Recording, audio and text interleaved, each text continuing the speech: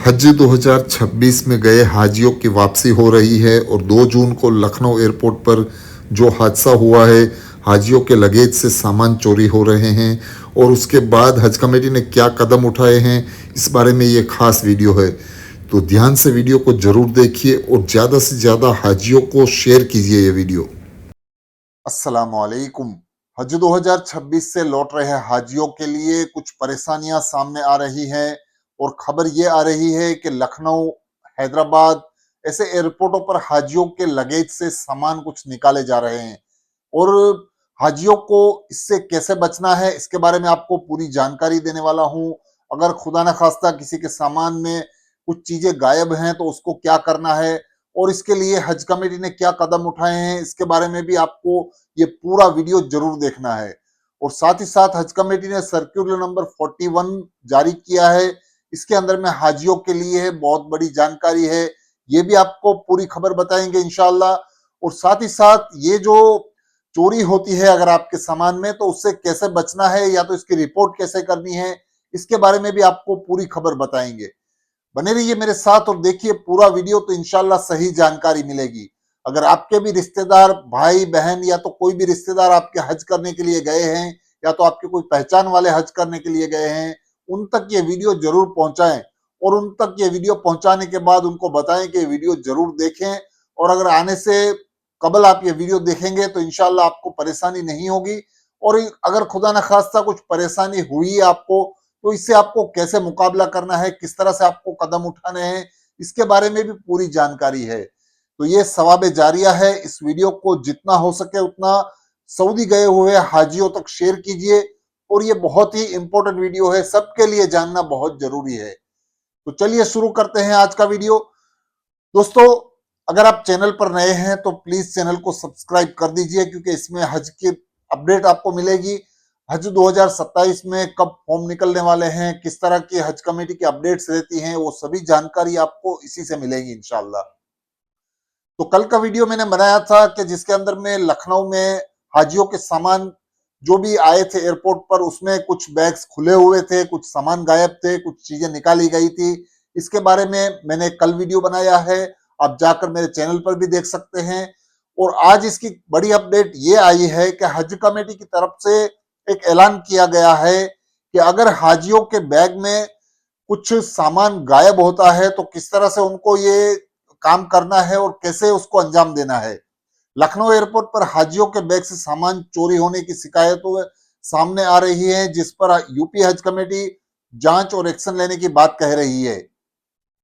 इसके लिए हाजियों को स्टाफ, जो ग्राउंड स्टाफ रहता है, उसके पास से एक PIR फॉर्म लेना है और वो फॉर्म भर देना है।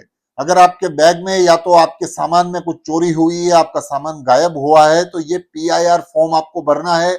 और उनके फॉर्म भरने के बाद ये फॉर्म आपको जहां पर ग्राउंड स्टाफ रहता है एयरपोर्ट पर, जहां आपके बेल्ट से आप बैग लेते हैं, वहां पर ही उनका काउंटर रहता है एयरपोर्ट ग्राउंड स्टाफ का, उनको ये फॉर्म भर के आपको देना है। PIR फॉर्म है नाम उसका, और ये फॉर्म भर के आपको उसको दे देना है। इसके बाद आपके सामान पर कार्रवाई जो भी होगी वो की जाएगी। PIR क्या है? ये बैग चोरी, सामान गायब होने की स्थिति में एयरपोर्ट के लॉस्ट एंड फाउंड डेस्क पर जाने वाले अधिकारियों को लिखित शिकायत है।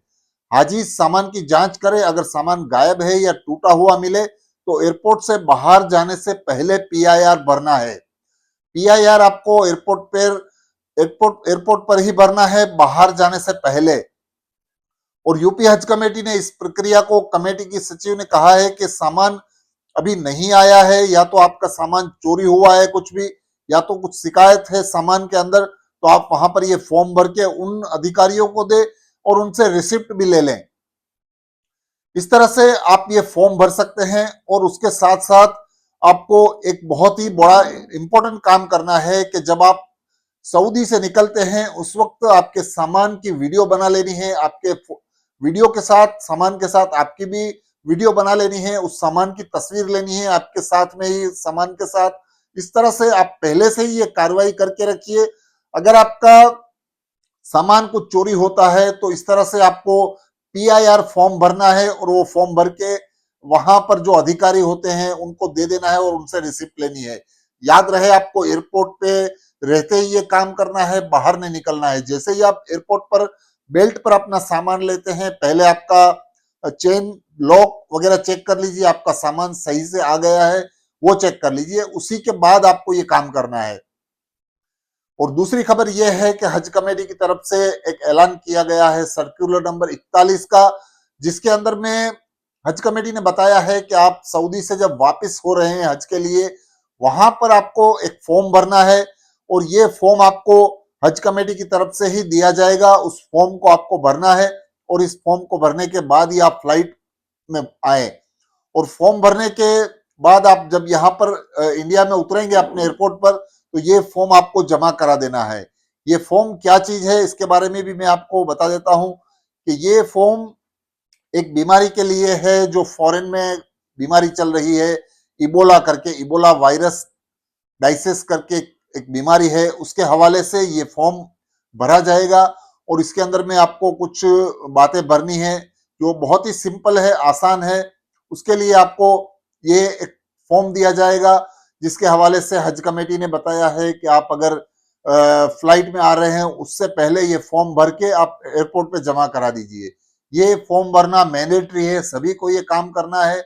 ये mandatory submission of self declaration form है और ये फॉर्म सभी हाजियों को जो रिटर्न हो रहे हैं हाजी हज करके, उनके लिए बहुत ही इंपॉर्टेंट है। तो ये पूरी जानकारी दी गई है और इसके बारे में आपको अगर विस्तार से जानना है तो ये इम्बोला बीमारी है जो फॉरेन से कहीं किसी के खून में या तो किसी के इंसान के अंदर भी आ सकती है। ये बीमारी जानवरों के शरीर से आती है और बीमारी कुछ गंभीर है। इसके लिए, इससे बचने के लिए आपको ये फॉर्म दिया जा रहा है। आपको अगर कुछ शिकायत है तो इस फॉर्म में आप भर सकते हैं, ऐसी चीजें बताई गई हैं। तो अगर आप हज करके आ रहे हैं तो आपको ये फॉर्म मैंडेटरी भरना है और याद से भरना है। आपको हज कमेटी की तरफ से ये फॉर्म दिया जाएगा, तो आपको ये फॉर्म भर के हज कमेटी में जमा करवा देना है एयरपोर्ट पर आकर।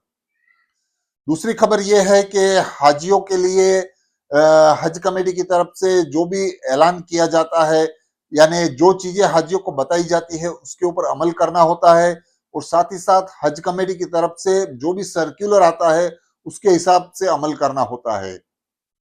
दूसरी सबसे बड़ी चीज यह है कि हज कमेटी की तरफ से हाजियों को, जो मक्का शरीफ में अभी हाजी हैं, उनको मदीना शरीफ लेकर जाया जाता है और वहां पर हाजियों के लिए हज कमेटी की तरफ से होटल के इंतजाम रहते हैं, बाकी सब इंतजाम रहते हैं।